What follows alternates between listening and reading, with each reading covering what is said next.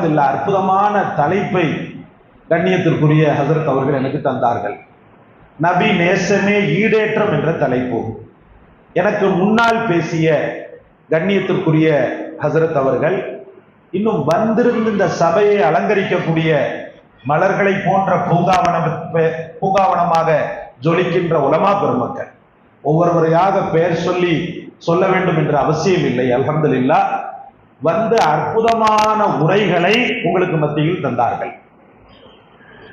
அது ஒரு புள்ளி என்று சொன்னால் ஹசரத் அவர்கள் சொன்னது போல அது மைய புள்ளி. அந்த மைய புள்ளி என்பது உயிர். அந்த உயிரை நேசிக்காமல் இதாத் என்று சொல்லக்கூடிய பின்பற்றுதல் ஏற்படாது. ஒரு பொருளை பிரியப்பட்டால் மட்டுமே அது என்ன சொன்னாலும் கேட்கும். கொண்டாட்டியை பிரியப்பட்டா என்னென்னலாம் கேட்கிறோம். காபி போட்டு கொடுக்குறவங்க இருக்காங்க, சமையல் பண்ணி கொடுக்குறவங்க இருக்கிறாங்க. மனைவிக்கு சமையல் பண்ணுவோம் பார்த்தா அப்படி தொடர்ந்து சமையல் பண்ணி கொடுத்துக்கிட்டே இருக்கிறார் ஒருத்தர். அன்னைக்கு சமையல் செய்யாம வீட்டம்மா சமையல் செய்து, அப்பதான் என்ன இது வீட்டம்மா சமையல் செய்து எப்பவுமே இவருதானே சமைப்பாரு அப்படின்னு சொன்ன உடனே இல்ல விருந்தாளிகள் வந்திருக்கிறாங்க, அவரு நல்ல டேஸ்டா பண்ணுவாரு, சீக்கிரம் போய் தொலையணும், அதுக்காகத்தான் நான் உட்கார்ந்து சமைச்சுக்கிட்டு இருக்கிறேன். சமையல் தெரியாத எத்தனையோ பேர் கணவனை நம்பி வாழ்றாங்க. அல்ஹம்துலில்லாஹ்.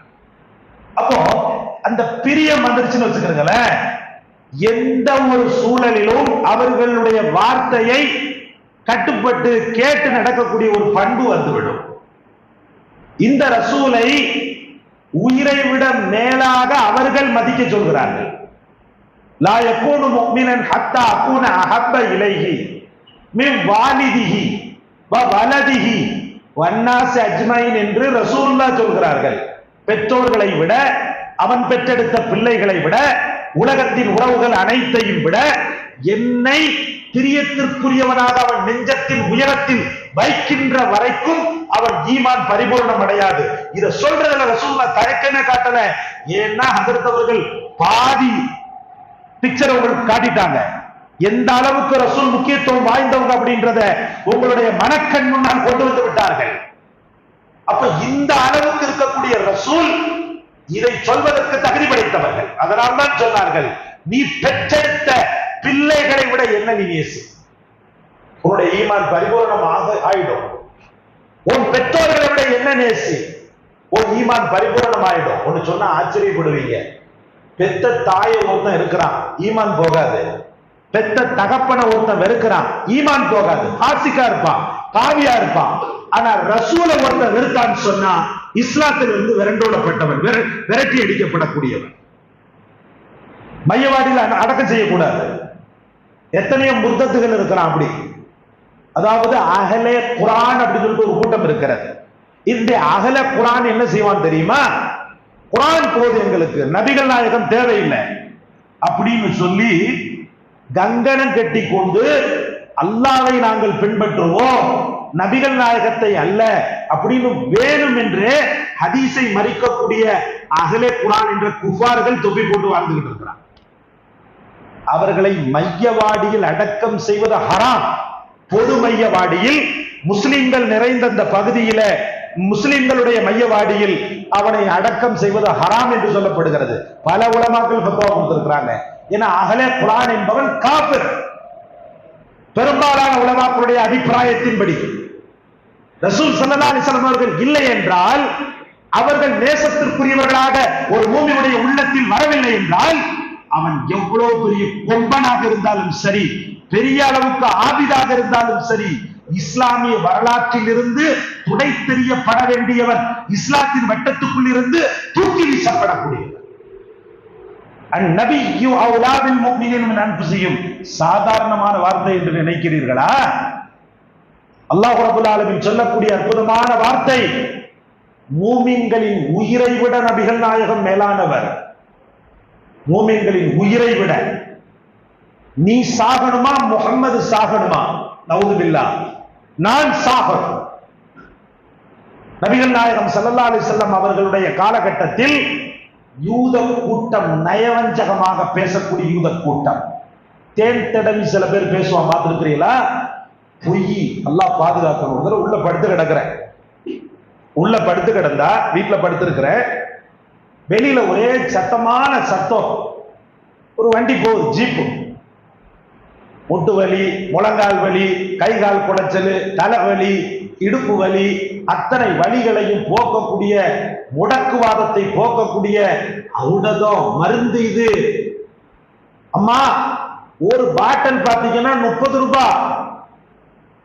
போட்ட உடனே ஒரு 10 நிமிஷத்துல உங்க வலி எங்க போகுதுன்னு கேளுங்க. பறந்து போட்டுக்கிட்டே இருக்கிறான்.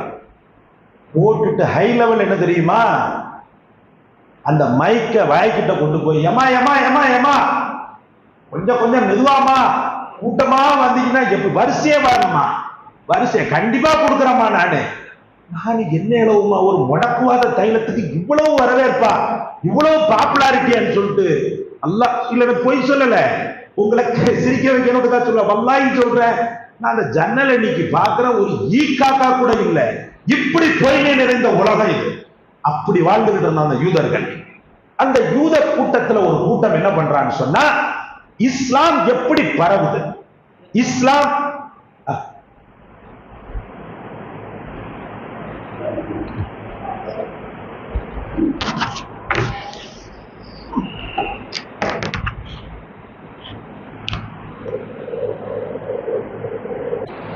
அல்ஹம்துலில்லாஹ். ரொம்ப நேரம் உங்களை சோதிக்க மாட்டோம். பின்னாடி இருந்து வண்டியை ஓட்டுறவங்க முன்னாடி வண்டியை ஓட்டுங்க இன்ஷா அல்லாஹ். எல்லாரும் எச்சிக்கு முன்னாடி வந்துருக்கல.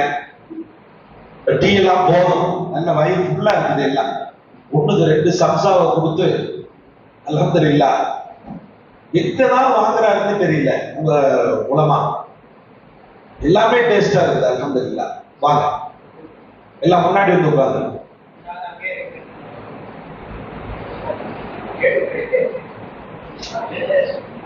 அதாவது தர்வீசஸ் சொல்லுவாங்கல்ல, விருந்துல வெத்தலை காப்பா என்ன போடுறானோ அப்படின்ட்டு, அந்த மாதிரி கடைசி பேச்சாளர்களா வர்றவங்க சாப்பிட்டு முடிச்சுட்டு வெத்தலை பார்க்க போடுவோங்க, அந்த கதை தான்.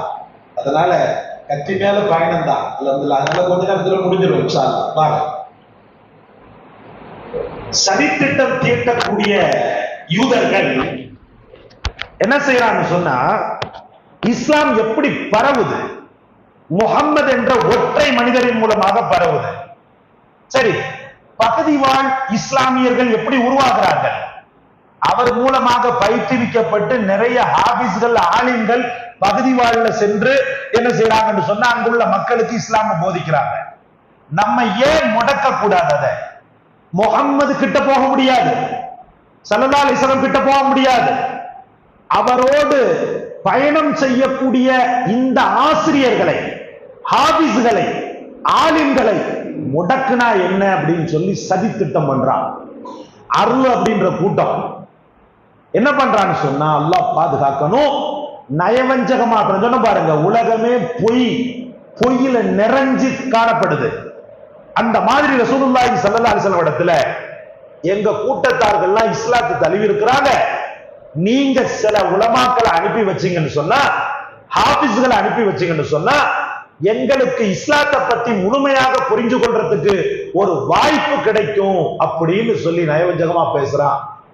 பாசமுள்ள, மனமுள்ள, ரோஜா மலர் போன்ற இதயமுள்ள முஹம்மது ரசூலுல்லாஹி ஸல்லல்லாஹு அலைஹி வஸல்லம் என்ன பண்றாங்கண்டா, மலர்வடத்தை போன்று மார்க்கம் படிக்க தொடர்ந்து வந்து கொண்டிருக்கக்கூடிய சின்ன சின்ன உலமாக்களை, சின்ன சின்ன ஹாபிஸ்களை தேர்ந்தெடுத்து நீங்கெல்லாம் போய் அந்த பகுதிவாழ் மக்களுக்கு பாடம் நடத்தி இஸ்லாத்தை போதிங்கப்பான்னு சொல்லி அனுப்பி வைக்கிறாங்க.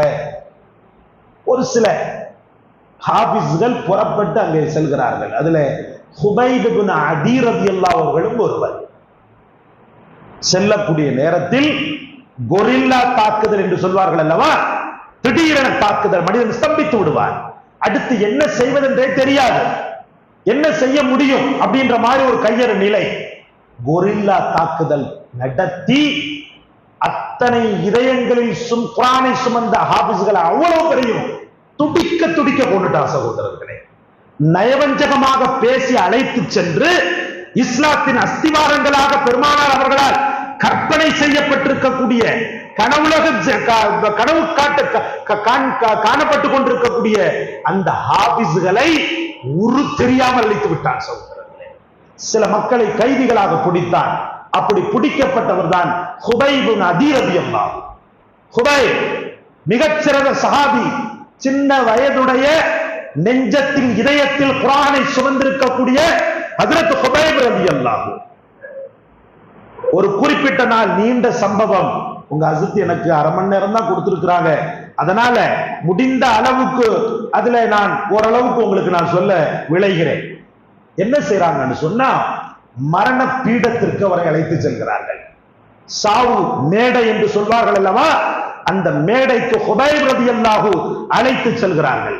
அழைத்து சென்று ஹுபைப்ட்ட கேட்கிறாங்க, லாத் உஸ்ஸா சிலைகளா அல்லது அல்லாவா? தீனுல் இஸ்லாம் என்று சொல்லி புதுசா மார்க்கத்தை நீ பின்பற்ற போறியா அல்லது பழமையான நம்முடைய மார்க்கத்தை பின்பற்ற போறியா? ஒரே வரி பதில். ஹுபைப் ரலியல்லாஹு தைரியமாக சொல்கிறார்கள், நீ என்ன நினைச்சுக்கிட்டு இருக்கிறன்னு கேட்டாங்க. எப்போது அஷ்ஹது அல்லா இலாஹ இல்லல்லாஹ் வ அஷ்ஹது அன்ன முஹம்மதர் ரசூலுல்லாஹ் என்று நாங்கள் கலிமா மொழிந்தோமோ அப்போதே சாவுக்கு துணிந்தவர்கள். நாங்கள் மரணத்திற்கு துணிந்தவர்கள். அந்த ரசூலுடைய முஹப்பத்திற்காக எங்களை நாங்கள் எப்படினாலும் உருகுலைப்போம். அதனால நீ பயப்படுற மாதிரி நான் பயப்பட மாட்டேன்னு சொன்னார். எரிச்சல் அடைந்த குஃபார்கள் திரும்பவும் கேட்கிறார்கள், உயிர் பிச்சையாக போடுகிறோம், ஒண்ணும் வேண்டாம், ஒண்ணும் வேண்டாம், நீ நிக்கிற இந்த சவ மேடையில், சாவு மேடையில் முஹம்மது நின்றால் நன்றாக இருக்குமே அப்படின்னு மட்டும் சொல்லு. நீ கலிமாவெல்லாம் விட வேண்டாம், நீ இஸ்லாத்தை விட்டு போக வேண்டாம், ஒன்னே ஒண்ணு மட்டும் சொல்லு, நான் நிக்கக்கூடிய இந்த பிண மேடையில், சாவு மேடையில் முஹம்மது, நவுது பில்லாஹ், முஹம்மது நின்றால் நன்றாக இருக்குமே அப்படின்ற ஒரு வார்த்தையை மட்டும் சொல்லு அப்படின்னு சொல்லும் போது, வல்லாஹி மா அஹப்பு ஐ ஷாக்கன் நபி முஹம்மது ஸல்லல்லாஹு அலைஹி வஸல்லம் ஷௌகத்தன். அவர் சொல்றாரு, நல்ல புரிஞ்சுக்கோ, என் குடும்பத்தாரோடு நான் இருக்கின்ற நேரத்தில் எனது நாயகம் முஹம்மது ரசூலுல்லாஹி ஸல்லல்லாஹு அலைஹி வஸல்லம் அவர்களுடைய காலில் ஒரு முள் குத்தினால் கூட என்னால் பொறுத்துக் கொள்ள முடியாது, நான் அதை பிரியப்பட மாட்டேன். அப்படிப்பட்ட ரசூலை இந்த சாவு மேடைக்கு நீ அழைக்கிறாயா என்று சொல்லும் போது எரிச்சல் அடைந்த குஃபார்கள் அவரை கொள்வதற்காக முற்படும் போது 2 ரக்காத் தொழுவதற்கு அனுமதி கேட்கிறாங்க. எத்தனையோ பயான்கள்ல நீங்க கேட்டிருக்கலாம், தொழுகைக்கு அதாவது மரணத்திற்கு முன்னாடி 2 ரக்காத் தொழுவதற்கு அனுமதி கேட்டார்கள் என்று. ஆரம்ப நேர பிதாமகன் இவர்தான். மரணத்தின் நேரத்தில் 2 ரக்காத் தொழுகையோடு என் மரணம் நடக்கட்டும் என்று படைத்தவனோடு சங்கமித்த முதல் நபர் இவர்தான் சகோதரர்களே. ஹுபைப் ரலியல்லாஹு 2 ரக்காத் தொழுகிறாங்க. எப்படி தொழுகிறாங்க தெரியுமா? மிகவும் விரைவாக தொழுகிறாங்க. தொழுது மக்கள் மன்றத்தில் சொல்கிறார்கள், உயிருக்கு பயந்துதான் நான் தொழுகையை நீட்டி விடுவேன் என்று நீங்கள் நினைக்காதிருந்தால் நான் தொழுகை கொஞ்சம் நீட்டி இருப்பேன். நீங்க அப்படி நினைச்சிடக்கூடாதுன்றதுனால தொழுகையை சீக்கிரம் முடிச்சேன்னு சொல்லி சொல்றாங்க. அன்பிற்குரிய அல்லாஹ்வின் பெருமக்களே, அறிவிக்கக்கூடிய சைது ரலியல்லாஹு அவர்கள் சொல்வார்கள், எரிச்சல் அடைந்த அந்த குஃபார்கள் அவரை கண்டந்துண்டமாக வெட்டினர். முதலில் வலது காலை வெட்டினர், பின்பு இடது காலை வெட்டினர். அப்படியே அந்த குலைந்த நிலையில், உறுப்புகள் ஒவ்வொன்றாக துண்டாடப்பட்ட நிலையில் அப்படியே விழுந்தார். விழும்போது கண்கள் ரசூலை தேடியது. என்னுடைய இந்த தகவலை முஹம்மது ரசூலுல்லாஹ்வுக்கு தெரிவிக்க வேண்டுமே. இப்படி நயவஞ்சகமாக எங்கள் அனைவரையும் அழைத்து எங்களை இவ்வளவு கோரப்படுத்தி இந்த பாவிகளை பற்றி உள்ள செய்தியை அல்லாஹ்வின் தூதர் தெரிய வேண்டுமே என்ற ஏக்கத்தோடு இந்த உலகத்தை விட்டு மறைந்தார்கள். இதுதான் பிரியம் சகோதரர்களே. இந்த பிரியம் எப்படிப்பட்ட பிரியம்? கடுமையான அபாயமான சூழலில் பயந்து நடுங்கக்கூடிய அந்த மரணத்தின் கிணறு, மரணத்தின் பீடம், அந்த நேரத்துல சொன்னா கூட தப்பில்லை. சில நிர்பந்தமான சூழ்நிலையில அப்படி சொன்னா கூட அல்லாஹ் குற்றம் பிடிக்க மாட்டான் என்பதுதான் உலமாக்களுடைய ஃபத்வா. அப்படி இருக்கையில அந்த நேரத்தில் கூட என் உயிர் போனாலும் பரவாயில்லை, முஹம்மது ரசூலுல்லாஹுடைய அந்த பிரியத்தில், அவருடைய கண்ணியத்தில் ஒரு விழுக்காடு கூட குறைவதற்கு நான் அனுமதிக்க மாட்டேன் என்று உச்சத்தை தொட்டவர்கள், முஹப்பத்தின் உச்சத்தை தொட்டவர்கள் அந்த பெருமக்கள் சகோதரர்களே. அந்த பெருமக்கள், அவர்களை விட உதாரண புருஷர்களை இந்த உலகத்தில் வேறு யாரையும் சொல்ல முடியாது. ஹுதைஃபா ரலியல்லாஹு ஈரானை வெற்றி கொள்கிறார், ஈரான் தேசத்தை வெற்றி கொள்கிறார். வெற்றி கொள்வதற்கு முன்னாடி, போர் செய்வதற்கு முன்னாடி நல்லெண்ண தூதராக அங்கே செல்கிறார். ஹுதைஃபா ரலியல்லாஹு நல்லெண்ண தூதராக அங்கே செல்கிறார். அங்குள்ள மன்னர்கள், பெரும் தலைகள் எல்லாம் அவருக்கு விருந்து கொடுக்கிறாங்க. விருந்து கொடுக்கப்பட்டு பெரிய பந்தி நடக்கிறது. ரசூலை தன் வாழ்க்கையின் ஒட்டுமொத்த உறவாக பாவித்துக் கொண்டிருந்த ஹஜ்ரத் ஹுதைஃபா என்ன செய்யறாங்க தெரியுமா? சாப்பிட்டுக்கிட்டு இருக்கும்போது உணவெல்லாம் கீழே சிந்துது. இன்னைக்கு உணவு நெருக்கடி, ஹஜ்ரத் பரக்கத் இல்ல, வியாபாரத்துல விருத்தி இல்லைன்னு சொல்றவங்களுக்கு எல்லாம் இதுல ஒரு பெரிய படிப்பினை இருக்கிறது. எப்போது இந்த சுண்ணத்தை நீங்க கையில் எடுக்கிறீங்களோ எழுதி வைத்துக் கொள்ளுங்கள். படைத்தவனின் இல்லத்தில் இருந்து நான் சொல்கிறேன், இந்த சுண்ணத்தை இன்றிலிருந்து நான் அமல் செய்வேன் என்று சங்கல்பமிடுங்கள், சபதமேறுங்கள். ஏனென்றால் இந்த புனிதமான சுன்னத் உங்கள் வாழ்க்கையில் ஏற்படக்கூடிய வறுமையிலிருந்து உங்களை காப்பாற்றுகிறது, உணவு நெருக்கடியிலிருந்து காப்பாற்றுகிறது, பிறரிடத்தில் வேதனைப்பட்ட நிலையிலே கடன் என்று போய் நிற்கக்கூடிய கையறு நிலையிலிருந்து இன்ஷா அல்லாஹ் காப்பாற்றுகிறது. ஹுதைஃபா என்ன செய்கிறார் தெரியுமா? கீழே விழுந்த உணவுகளை முஹம்மது ரசூலுல்லாஹ்வுடைய அற்புதமான சுன்னத்தாக இருக்கக்கூடிய அந்த உணவுகளை எடுத்து கழுகி சுத்தப்படுத்தி திரும்பவும் சாப்பிடுகிறார். திரும்பவும் விழுகிறது, திரும்ப சிதிலமடைந்து, அதாவது சிதறி கிடக்கக்கூடிய அந்த உணவுகளை எல்லாம் எடுத்து கழுகி சாப்பிடுகிறார். சுத்தி இருக்கக்கூடிய அத்தனை விஐபியும் பார்த்துட்டு சீ அப்படின்ற மாதிரி சொல்றான். என்ன பண்றாரு என்றாலே, ஒரு நல்லெண்ண தூதராக, ஒரு அரசராக இருக்கக்கூடியவர் இப்படியா எச்சில் உணவுகளை எல்லாம் எடுத்து கழுகி சாப்பிடுவது, இது என்ன அப்படின்ன உடனே அவங்க சொன்னாங்க அத்தனை பேரையும் பார்த்துட்டு, அத்தத்ருக்கு சுன்னத்த ஹபீபி லிஹாவுலாயில் ஹுமகா, இந்த மடையர்களுக்காக என்னுடைய ஹபீப் கண்மணி முஹம்மது ரசூலுல்லாஹி ஸல்லல்லாஹு அலைஹி வஸல்லம் உடைய சுன்னத்தை நான் விட்டு விடுவேனா அப்படின்னு கேட்டாங்க. கல்யாண வீட்டுல நம்ம உள்ள இருக்கும் போதெல்லாம் பிஸ்மில்லா இதெல்லாம் ஒழுங்காதான் சாப்பிடுவோம், நல்ல கையை போட்டு நல்ல சூப்பி தட்டை வலிச்சு நல்லதான் சாப்பிடுவோம். கல்யாண வீடுகள்ல போகும்போது தான் சைத்தான் உள்ள விளையாடுவான். உன் பக்கத்துல யார் உட்கார்ந்துட்டு இருக்கா? உன் ஃப்ரெண்டு முருகன் உட்கார்ந்துட்டு இருக்காப்ல. உன் பக்கத்துல யார் உட்கார்ந்துட்டு இருக்கா? ஆல்பர்ட் உட்கார்ந்துட்டு இருக்கிறான். அந்த ஏத்தாப்புல பாரு, பக்கத்து வீட்டு அக்கா மீனாட்சி அக்கா உட்கார்ந்துட்டு இருக்குது. இலைய போட்டு வலிச்சு இப்படி கையை போட்டு சூப்பரிய சாப்பாட்டுக்கு அலைஞ்சவன் சொல்லிட்டு அவங்க நினைச்சிட்டா, பஞ்சத்துல பறக்கிறான் அப்படின்னு சொல்லிட்டு அவங்க நினைச்சிட்டா, அப்பந்தான் சைத்தான் வந்து என்ன செய்வான்? அப்படி செய்யாதேன்னு சொல்லுவான். இப்ப நம்ம என்ன பண்ணுவோம் தெரியுமா? டீசண்டா முக்காவாசி சாப்பிட்டுட்டு கால்வாசி இலையில அப்படி வச்சு டீசென்ட், அது ஒரு டீசென்ட், அது கொஞ்சோண்டு சாப்பாடை வச்சு அப்படியே தூக்கி போடுறது. நான் சொல்வேன், அப்படி செய்யும் காலமெல்லாம் கடன்கள் துரத்தும், அப்படி செய்யும் காலமெல்லாம் கஷ்டங்கள் தாண்டவமாடும், அப்படி செய்யும் காலமெல்லாம் இன்னல்லாஹ லா யுஹிப்புல் முஸ்ரிஃபீன், வீண் விரயம் செய்பவர்களை அல்லாஹ் பிரியப்பட மாட்டான் என்ற ரப்பின் கோபம் பிறக்கும். அப்படி செய்ய வேண்டாம். வீட்டில் நீங்கள் காட்டக்கூடிய சுன்னத்தின் மீது உள்ள அந்த கண்ட்ரோலிசம், அந்த கண்டிப்பு, அந்த பேணுதல் நீங்கள் வெளியிடங்களுக்கு செல்லும் போது டபுள் ட்ரிபிளாக மாற வேண்டும். இன்ஷா அல்லாஹ் அப்படி செய்யலாமா? இதுதான் முஹப்பத்தின் உச்சம். எனது ரசூல் முஹம்மது நபி ஸல்லல்லாஹு அலைஹி வஸல்லம் எனக்கு காட்டிய அற்புதமான பேரொளி, பேர் வழி, அதை நான் யாருக்காக விட்டு தர மாட்டேன், எவனுக்காக விட்டு தர மாட்டேன். இவன் யார்?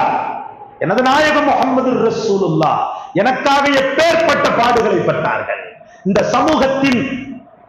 சமூகத்தின் முன்னேற்றத்திற்காக அவர்கள் பட்ட பாடு கொஞ்சமா நெஞ்சமா? அபு உமாமா தூக்கம் வராமல் புரள்வார். ரசூலுல்லாஹி ஸல்லல்லாஹு அலைஹி வஸல்லம் அவர்களோடு பயணப்படக்கூடிய ஒரு சூழல், புது இடமா இருக்கிறதுனால தூக்கம் வராது, அங்கேயும் இங்கேயும் பார்ப்பாரு. அந்த இடத்துல ரசூலுல்லாஹி ஸல்லல்லாஹு அலைஹி வஸல்லம் முடிச்சுக்கிட்டு இருக்கிற மாதிரி ஒரு சூழ்நிலையை பார்ப்பாரு.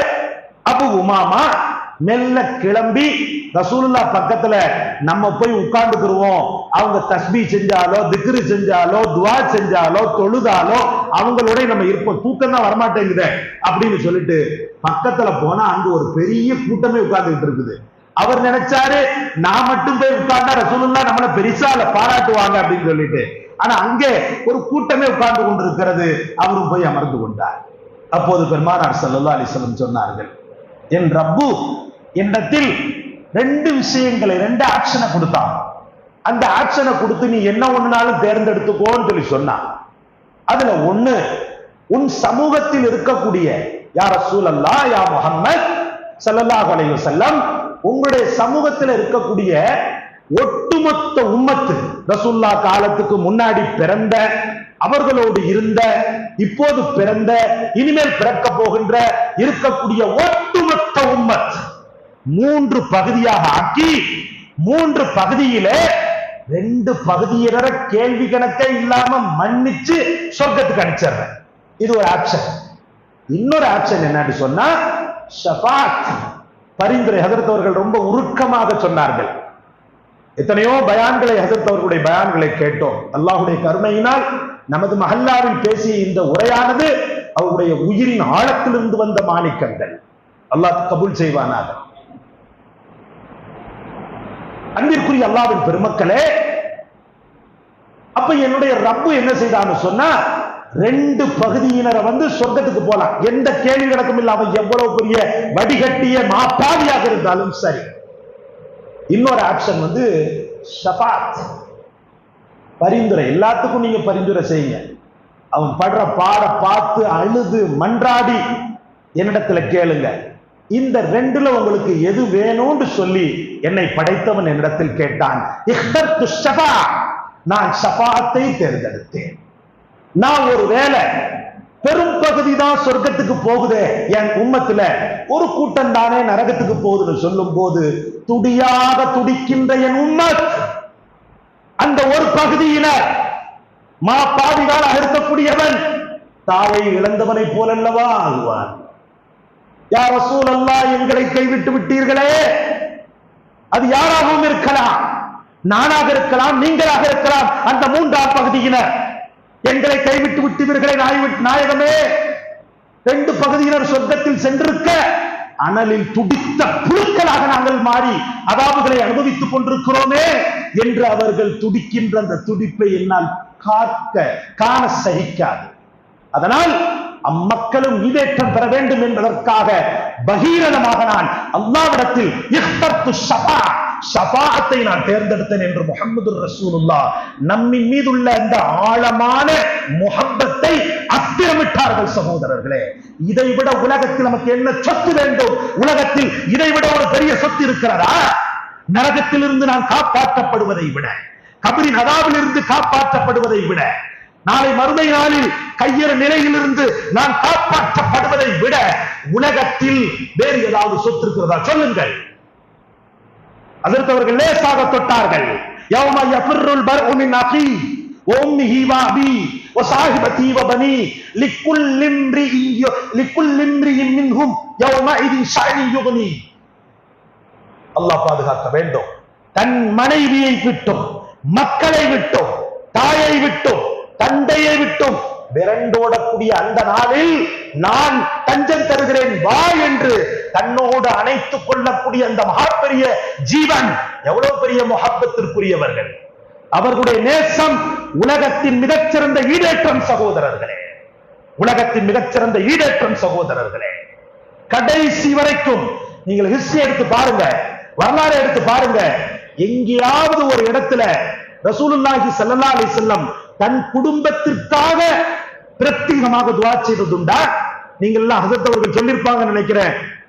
பாத்திமா நாயகி ரலியல்லாஹுடைய அந்த சம்பவம் பிரசித்தி பெற்றது, அப்படித்தானே? என்ன சம்பவம்? ஹசன் ஹுசைன் ரலியல்லாஹு என்ற தன்னுடைய அருமையான பேர பிள்ளைகள் 2 பேர்ல ஒருத்தருக்கு உதட்டிலையும் ஒருத்தருக்கு கழுத்திலையும் முத்தமிடுறாங்க. முத்தமிடும் போது பாத்திமா நாயகி கேட்கிறாங்க, யா ரசூலல்லாஹ், வித்தியாசமாக ஒருத்தருக்கு உதட்டிலும் ஒருத்தருக்கு கழுத்திலும் முத்தமிட காரணம் என்ன? அவர்கள் சொல்கிறார்கள், ஒருவர் அல்லாஹ்வின் பாதையில் விஷம் கொடுக்கப்பட்டு கொல்லப்படுவார், ஒருவர் கழுத்தறுபட்டு கொல்லப்படுவார். அப்ப ஷஹீதுடைய அந்தஸ்து பெறக்கூடிய அந்த வழியை நான் பரக்கத்தை கருதி முத்தமிட்டேன்டாங்க. இந்த இடத்துல ஒண்ணு நல்ல புரியணும், பெத்த தாய்க்கு இந்த மாதிரி சொல்லும் போது எப்படி இருக்கும்? ஒரு தகப்ப அதுவும் பிள்ளைகளுக்கு தாத்தா பாட்டனார் சொல்லும் போது எப்படி இருக்கும்? துடிச்சு போனாங்க அந்த அம்மா. பர பர என்று வந்தாங்க. பெத்த தாயின் பாசம் உச்சத்தை அடைந்தது. யா ரசூலல்லாஹ், என் பிள்ளைகளை அந்த அபாயமான கொலையில் இருந்து அபாயமான அந்த கொலையில் இருந்து நீங்கள் காப்பாற்ற முடியாதா? பிரத்யேகமாக உங்கள் ரப்பு உங்களுக்கு தந்த அந்த அனுக்கிரகமான அங்கீகாரமான அந்த துஆவை வைத்து என் பிள்ளைகளை காப்பாற்ற முடியாதா என்று கேட்கும் போது எமது நாயகம் முஹம்மது ரசூலுல்லாஹி ஸல்லல்லாஹு அலைஹி வஸல்லம் அவர்கள் சொன்னார்கள், அருமை பாத்திமாவே, அந்த துஆவை என் உம்மத்திற்காக வைத்திருக்கிறேன். பிறக்காத பிள்ளைக்கு கூட நம்ம துஆ செய்ய மாட்டோம், அப்படிதானே? பிறக்காத பிள்ளைக்கு எங்கேயாவது துஆ செஞ்சிருக்கிறோமா? பிறக்காத பிள்ளைக்கு அது அடுத்த வருஷம் பிறக்க போகுது, இந்த வருஷம் துஆ செய்யுமா, யா அல்லாஹ் அடுத்த வருஷம் பிறக்கக்கூடிய என்னுடைய பிள்ளைக்கு அப்படின்னு துஆ செஞ்சிருக்கிறோமா? ரொம்ப ரேர். ஒரு சில பேர் வேணா செஞ்சிருக்கலாம், யா அல்லாஹ் எனக்கு பிறக்கின்ற அத்தனை பிள்ளைகளையும் அப்படி இப்படின்னு சொல்லிட்டு துஆ செஞ்சிருக்கலாம். பிறக்காத பிள்ளைகளுக்கு கையெடுக்காத நம்மவர்களுக்கு மத்தியில் நாமள பார்த்ததே கிடையாது ரசூலுல்லாஹ். நாம எப்ப பிறந்தோம்? நமக்காக அந்த ஜீவன் தான் பெற்றெடுத்த மகளையே, தான் பெற்றெடுத்த மகளின் பாசத்தையே துச்சமென நினைத்து தூக்கி எறிந்து விட்டு தன் உம்மத்திற்காக கரமேந்துவதற்கு தயாராகி கொண்டிருக்கிறது. எவ்வளவு சந்தர்ப்பம் வச்சு தெரியுமா ரசூலுல்லாஹ்வுக்கு? தாயிஃப்ல கொஞ்சம் நெஞ்சமா பட்டாங்க, அந்த நேரத்தில் அந்த துஆ செஞ்சிருக்கலாம் தானே? தாயிஃப்ல எவ்வளவு பெரிய கையறு நிலை, அடித்து அடித்து அடித்து ரத்தம் ஓடிக்கொண்டிருக்கிறது சகோதரர்களே. இன்னைக்கு தாயிஃப என்னமோ அரபுலகத்தின் ஊட்டின்னு சொல்றான். ஒரு காலத்துல பாத்தீங்கன்னா நரகவாதிகள் வாழக்கூடிய இடம் அது. எனது நாயகம் முஹம்மது ரசூலுல்லாஹி ஸல்லல்லாஹு அலைஹி வஸல்லம் துஆ மட்டும் இல்லைன்னு சொன்னா, ஹஜ்ரத் அவர்கள் சொன்னார்கள் அல்லவா, அந்த துஆ மட்டும் இல்லைன்னு சொன்னா இன்னைக்கு தாயிஃப் சுடுகாடு. ஊட்டின்னு இன்னைக்கு பெருமையா பீத்திக்கிட்டு இருக்கிறான், அரபுலகத்தின் ஊட்டி அப்படின்னு சொல்லி. அந்த நேரத்தில் அந்த துஆவை செஞ்சிருக்கலாம்ல, செய்யல. சரி விடுங்க. தனக்கு எல்லாமுமாக பக்கபலமாக இருந்த தீனுல் இஸ்லாத்தின் மிகச்சிறந்த பவுண்டேஷன், அஸ்திவாரம் அன்னை ஹதீஜாவின் மரணம், அன்னை ஹதீஜத்துல் குப்ரா ரலியல்லாஹு தஆலா அன்ஹா அவர்களுடைய மரணம். அந்த நேரத்துல என்னை படைத்தவனே, என் மனைவியை காப்பாற்று ரப்பே, அவருக்கு உயிர் பிச்சை தான், அவர் இல்லாமல் நான் இல்லை, அவர் எனக்காக எல்லாவும் செய்திருக்கிறார், அவரை மரணத்திலிருந்து காப்பாற்று என்று ஒரு வார்த்தை சொல்லி இருந்தால் அன்னை ஹதீஜா காலம் முழுக்க அவர் வாழ்ந்து கொண்டே இருந்திருப்பார். அப்போதும் சொல்லவில்லை, அப்போதும் செய்யவில்லை. ஏன்? ஹஜ்ரத் ஆயிஷா ரலியல்லாஹு அன்ஹா அவங்களுடைய அருமையான மனைவியின் மீது கொடும் பாவிகள் அப்பழுக்கற்ற அந்த மாதரசியின் மீது பாவச்சுமையை தூவும் போது, பாவ அழுக்கை வீசும் போது, உங்களுக்கு தெரியும் அந்த சம்பவம் எல்லாம். அந்த நேரத்துல நிறைய நாள் வஹியே வரல, நிறைய நாள் சூரா நூர் அதுக்கப்புறமா தான் இறங்கிச்சு. ஆயிஷா நாயகி உத்தமி அவங்கள்ட்ட எந்த தப்பு கிடையாதுன்னு அதுக்கப்புறம் தான் இறங்கிச்சு. ரொம்ப நாள் ஆயிடுச்சு. அந்த ரொம்ப நாளும் ரசூல் எவ்வளவு மனவெளியோட போயிருப்பாங்க, தெருக்கல்ல தலை குனிந்த வண்ணம் போயிருப்பாங்க ரசூலுல்லாஹ். அந்த நேரத்தில் தன் அருமையான மனைவியின் கர்ப்பத்தை துளங்க வைக்கக்கூடிய அந்த அற்புதமான துஆவை செய்திருக்கலாம் தானே சகோதரர்களே? அபூ தாலிபுடைய மரணத்தை தடுத்து நிறுத்தி அவரை ஈமான்தாரியாக ஆக்குவதற்கு அந்த துஆவை பயன்படுத்தி இருக்கலாமே சகோதரர்களே. யாருக்காகவும் அந்த துஆவை பயன்படுத்தவில்லை. நன்றி கட்ட முஹம்மது என்ற பெயரை சொன்னால் ஸலவாத்து கூட மொழியாத நமக்காக அந்த பெருமகனார் காத்திருக்கின்றனர், நமக்காக பாதுகாத்து வைத்திருக்கின்றனர். சொல்கிறோமா? எல்லா காலமும் முஹம்மது என்ற வார்த்தையை கேட்ட மாத்திரத்தில் ஸல்லல்லாஹு அலைஹி வஸல்லம் என்ற வார்த்தையை நம்மில் எத்தனை பேர் சொல்கிறோம் சகோதரர்களே? இல்லை. ஸலவாத் என்ற அந்த அற்புதமான அந்த நிலைப்பாடே ஒரு சில பேர்கிட்ட எடுபட்டு போய்விட்டது. பாங்குக்கு பிறகு துவா ஓதுகிறோமா? பாங்கு முடிந்தவுடன் சொன்னார்கள், மகாமம் மஹ்மூத் என்ற பெரும் அந்தஸ்தை கொடுப்பதற்கு எனக்கு உதவி பண்ணுப்பா, நீ துவா செய், அல்லாஹும்ம ரப்ப ஹாதிஹி தாவத்தி தாமா என்று துவா செய் என்று சொன்னார்களே, அந்த துவா எங்கே போனது? நம்மில் எத்தனை பேர் பாங்குக்கு மதிப்பளித்து துவா செய்கிறோம்? ஆகவே நாம் புரிந்து கொள்ள வேண்டும் சகோதரர்களே, நம் வாழ்க்கையில் மிகச்சிறந்த ஈமானி ஈழேற்றம் பெற முஹம்மது என்ற அந்த மகா பெரிய பேரொளியை, அந்த ஜோதியை பிரியம் செய்யாமல் நம்முடைய ஈமான் பரிபூர்ணத்துவம் பெறாது, ஈடேற்றம் அடைய முடியாது. ஆகவே சங்கல்பம் இடுங்கள், என் வாழ்க்கையில் 2 அமல்களை கண்கருத்துமாக நான் செய்து வருவேன், என் குற்றம் குறைகளை அவைகள் களைவதற்கு போதும், என் வாழ்க்கையில் நான் உண்கின்ற உணவை போல ஸலவாத்தை நான் மொழிவேன், என் வாழ்க்கையில் எப்போதெல்லாம் பாங்கு சத்தத்தை கேட்கிறேனோ அப்போதெல்லாம் ரசூலுக்குண்டான கைமாறாக இருக்கக்கூடிய பாங்கு துவாவை ஓதுவதற்கு நான் மறவேன் என்ற சங்கல்பத்தை எடுத்து அல்ஹம்துலில்லாஹ் வாழ்க்கையில் வெற்றி பெறுங்கள். அந்த நபியின் மிகச்சிறந்த அந்த முஹப்பத்தில் ஈடேற்றம் பெறுங்கள். அல்லாஹ் தௌஃபீக் செய்வானாக. உதிர்க்கப்பட்ட வார்த்தைகளை வாழ்க்கையாக மாற்றுவதற்கு அல்லாஹ் தௌஃபீக் செய்வானாக. எனக்கு இப்படி ஒரு நல்ல வாய்ப்பை தந்த இந்த தாம்பரம் வட்டார ஜமாஅத்துல் உலமா சபை, நூருல் ஹுதா உலமாக்களுடைய அறக்கட்டளை உலமா பெருமக்கள், குறிப்பாக மஸ்ஜிதே நூர் பள்ளியினுடைய கண்ணியம் மிகுந்த நிர்வாக பெருமக்கள், இந்த பள்ளியினுடைய ஆரம்ப கால உழைப்பாளியாக, உங்களுக்கெல்லாம் வழிகாட்டியாக, ஒரு சிறந்த ஒரு ஆலிமாக உங்களுக்கெல்லாம் திகழ்ந்து வரக்கூடிய உங்களுடைய ஆசிரியர் உஸ்தாத் பெருந்தகை கண்ணியத்திற்குரிய மௌலானா சகோதரர் மௌலவி கலீலுர் ரஹ்மான் ஃபைசி ஹசரத் அவர்கள் எல்லா மக்களுக்கும் அல்லாஹ் தௌஃபீக் செய்து நம்முடைய ஆயுளில், நம்முடைய வாழ்க்கையில் அவனுடைய மிகச்சிறந்த கருணையை நிரந்தரமாக தந்தருள்வானாக. வாஹிரு தாவானா அனில் ஹம்துலில்லாஹி ரப்பில் ஆலமீன். அஸ்ஸலாமு அலைக்கும் வரஹ்மத்துல்லாஹி வபரகாத்துஹு.